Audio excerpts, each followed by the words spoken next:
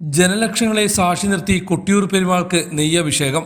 വയനാട്ടിലെ മുതിരേരി ശിവക്ഷേത്രത്തിൽ നിന്നും എടയാർ മൂഴിയോട്ടില്ലം സുരേഷ് നമ്പൂതിരി വാളുമായി സന്ധ്യ കഴിഞ്ഞ് ഇക്കര കൊട്ടിയൂരിലെത്തിയ ശേഷം ആചാര്യന്മാരും അടിയന്തര യോഗക്കാരും അക്കര സന്നിധാനത്തിലെത്തി ചോതിവിളക്ക് തെളിയിച്ച് പെരുമാൾക്ക് നെയ്യാട്ടം നടത്തിയതോടെ വൈശാഖ മഹോത്സവത്തിന് ഭക്തിസാന്ദ്ര തുടക്കം. വാൾ ക്ഷേത്ര ശ്രീകോവിലിൽ ദേവീദേവന്മാരുടെ ബലിബിംബങ്ങൾക്കൊപ്പം സൂക്ഷിച്ചു. രാത്രിയിൽ ആചാര്യന്മാരും അടിയന്തര യോഗസ്ഥാനികരും അക്കര സന്നിധാനത്തിൽ പ്രവേശിച്ചു. കുറ്റിയാടിയിലെ ചാതിയൂർ ക്ഷേത്രത്തിൽ നിന്നും തേടൻ വാര്യർ എഴുന്നള്ളിച്ചെത്തിച്ച ഓടയും തീയും ഉപയോഗിച്ച് പടിഞ്ഞീറ്റ നമ്പൂതിരി മണിത്തറയിൽ ചോതിവിളക്ക് തെളിയിച്ചു. തുടർന്ന് നെയ്യഭിഷേകത്തിനുള്ള ഒരുക്കങ്ങൾ തുടങ്ങി. മുഖമണ്ഡപത്തിൽ പടിഞ്ഞീറ്റ നമ്പൂതിരിയുടെ മുഖ്യ കാർമ്മികത്വത്തിലാണ് ചടങ്ങുകൾ നടന്നത്. ബ്രാഹ്മണ സ്ഥാനികർ ചേർന്ന് ചോദ്യപുണ്യാഹം നടത്തി അഷ്ടബന്ധം നീക്കി സ്വയംഭൂ നാളം തുറന്ന് നെയ്യ് ഒഴുകാനുള്ള പാത്തി വെച്ചു കഴിഞ്ഞ് പാലോന്നം നമ്പൂതിരി മുഹൂർത്തം നോക്കി നെയ്യഭിഷേകത്തിനുള്ള രാശി വിളിച്ചതോടെ പെരുമാൾക്ക് നെയ്യാട്ടം തുടങ്ങി.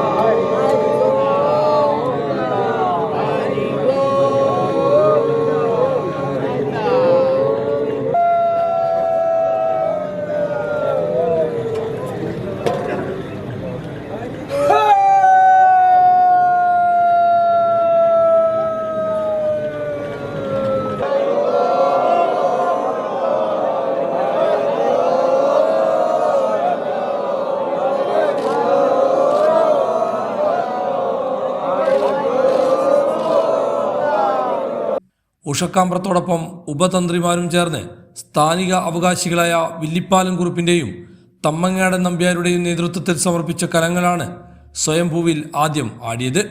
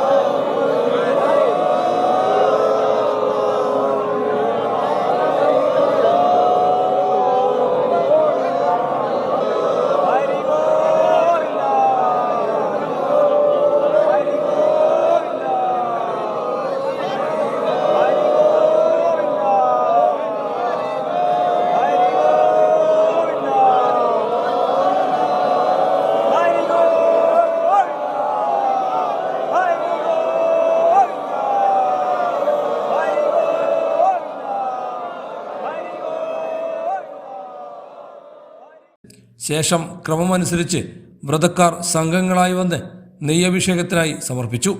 എല്ലാവരും സമർപ്പിച്ച നെയ്യ് പൂർണ്ണമായും അഭിഷേകം ചെയ്തതോടെയാണ് നെയ്യാട്ടം അവസാനിച്ചത്. നെയ്യാട്ടം പുലർച്ചെ വരെ നീണ്ടു.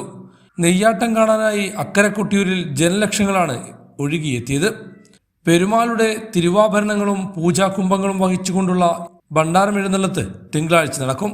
മണത്തണ കരിമ്മിനക്കൽ ഗോപുരത്തിൽ നിന്നുള്ള ഭണ്ഡാരമെഴുന്നള്ളത്ത് തിങ്കളാഴ്ച അർദ്ധരാത്രിയോടെ അക്കരെ കൊട്ടിയൂരിൽ എത്തിച്ചേരും. തുടർന്ന് സ്ത്രീകൾക്ക് അക്കര സന്നിധിയിൽ പ്രവേശിച്ച് ദർശനം നടത്താം. സജീവ് നായർ, ഹൈവിഷൻ ന്യൂസ്, കേരളം.